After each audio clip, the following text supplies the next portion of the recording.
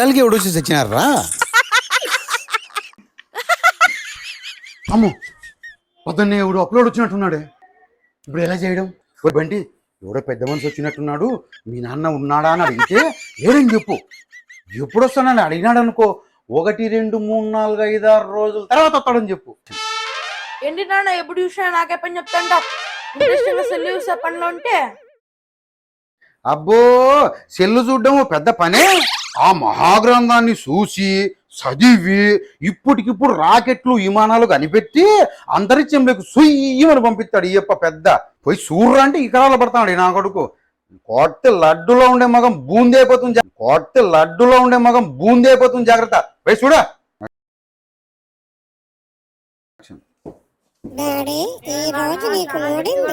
అమ్మాయికి ఏమని చెప్పల్లా.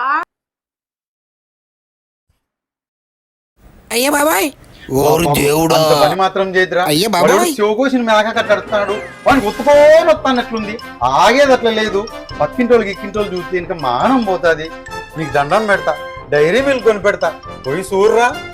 అలా రా దారికి. కాలరగిరేసే ప్రతి కొడుకు వెనకాల వాళ్ళ అమ్మ ఉంటుంది.